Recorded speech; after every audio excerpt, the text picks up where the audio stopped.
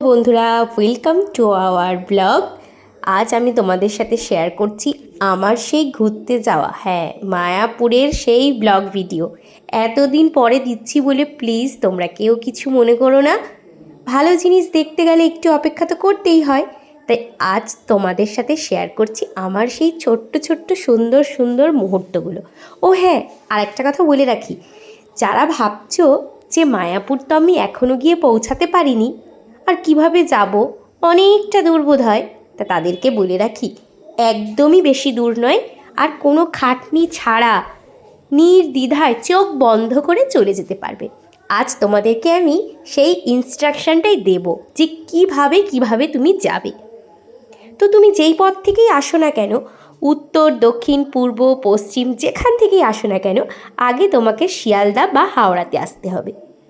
যদি তুমি মনে করো হাওড়া থেকে যাবে, ওয়েল অ্যান্ড গুড, তুমি সেখান থেকে যে কোনো কাটোয়া লোকাল বা কৃষ্ণনগর লোকালে উঠে পড়তে পারো।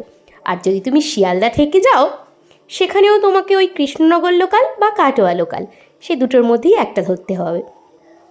আগেই বলি, যদি তুমি কাটোয়া লোকালে ওঠো তাহলে কিন্তু তোমাকে নবদ্বীপ হয়ে যেতে হবে, আর যদি তুমি কৃষ্ণনগর লোকালে ওঠো তাহলে তোমাকে কৃষ্ণনগর হয়ে আসতে হবে। এইবার আসি আমি কিভাবে গেছিলাম। আমি গেছিলাম শিয়ালদা হয়ে, নবদ্বীপ হয়ে, তারপর মায়াপুর। এর আগেই বলি, মায়াপুর পৌঁছানোর আগে কিন্তু যদি তোমরা কাটোয়া লোকাল ধরে নবদ্বীপ হয়ে আসো, তাহলে কিন্তু দেখার মতন অনেক সুন্দর সুন্দর স্পট তোমরা পেয়ে যাবে।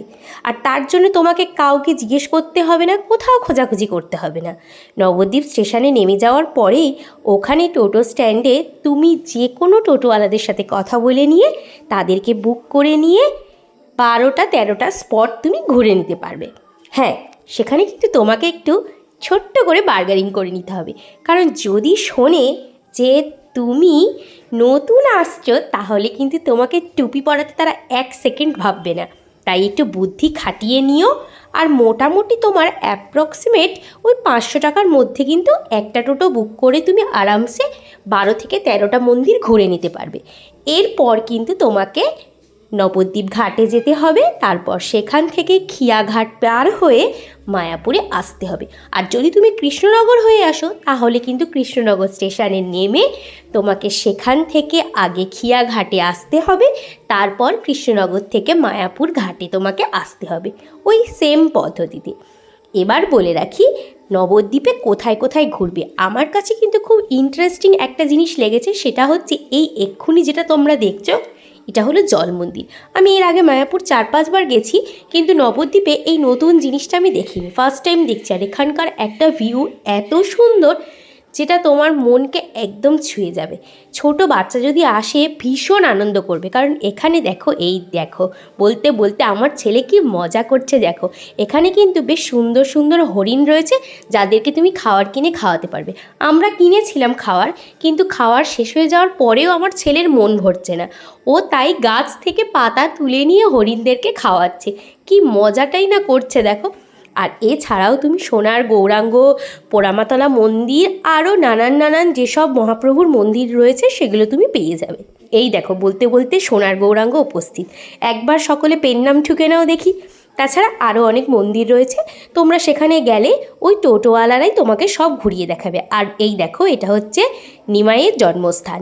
নিম গাছের তলায় হয়েছিল বলে মহাপ্রভুর নাম কিন্তু নিমাই।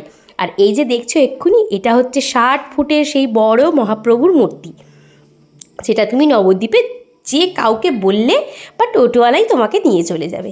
এরপরে ইস্কন মন্দিরে ঢুকে যাওয়ার সাথে সাথে দেখো, সন্ধ্যা আরতির ঠিক আগের মুহূর্তে কি সুন্দর নাচ হচ্ছিল, অপূর্ব তাই না? দেশীয় লোক হোক আর বিদেশীয় লোক হোক, শ্রীকৃষ্ণের নাম ভঞ্জন সবাই করতে ভালোবাসে। তাই একবার অন্তত তোমরা হরে কৃষ্ণ বা রাধে রাধে যে যেটা মনে করো সেটা একবার লিখে যাও। আর আমার ব্লগটা কেমন লাগছে অবশ্যই কমেন্ট করে জানিও।